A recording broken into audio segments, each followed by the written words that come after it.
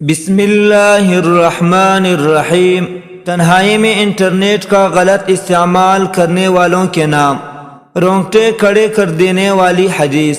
حضرت ثوبان رضی اللہ تعالی عنہ سے روایت ہے کہ رسول اللہ صلی اللہ علیہ وسلم نے ارشاد فرمایا، میں اپنی امت میں سے یقینی طور پر ایسے لوگوں کو جانتا ہوں جو قیامت والے دن اس حال میں آئیں گے کہ ان کے ساتھ تہامہ پہاڑ کے برابر نیکیاں ہوں گے، تو اللہ عز و جل ان نیکیوں کو ہوا میں منتشر ہو جانے والا غبار بنا کر غارت کر دے گا۔ تو ثوبان رضی اللہ تعالی عنہ نے عرض کیا، اے اللہ کے رسول، ہمیں ان لوگوں کی نشانیاں بتائے، ہمارے لیے ان لوگوں کا حال بیان فرمائے، تاکہ ایسا نہ ہو کہ ہم انہیں جان نہ سکے اور ان کے ساتھ ہو جائے۔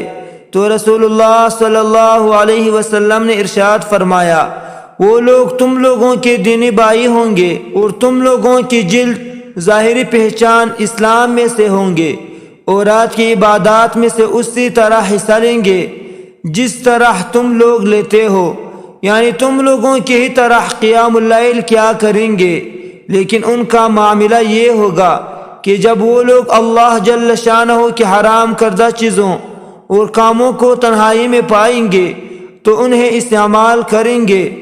یا اللہ، ہمیں پلک جھپکنے کی مقدار کے مطابق بھی ہمارے نفس کے حوالے نہ کرے۔ تو سامعین محترم، یہ حدیث مبارک ہے جو کہ صحیح حدیث ہے، سنن ابن ماجہ کے کتاب الزہد باب نمبر 29 کا حدیث ہے، حدیث نمبر 4245 ہے۔ یہ رسول اللہ صلی اللہ علیہ وسلم نے 1400 سال پہلے پیشن گوئی کی تھی۔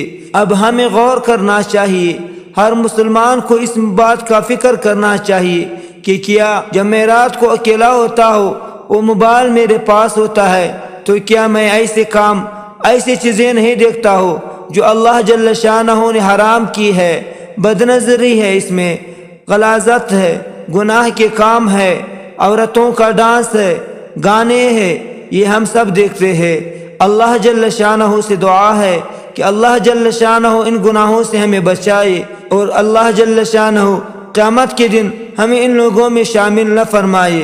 اے اللہ، تمام مسلمانوں کو ان گناہوں سے بچائے اور ان گناہوں سے تمام مسلمانوں کی حفاظت فرمائے۔ آمین یا رب العالمین برحمتک یا ارحم الراحمین۔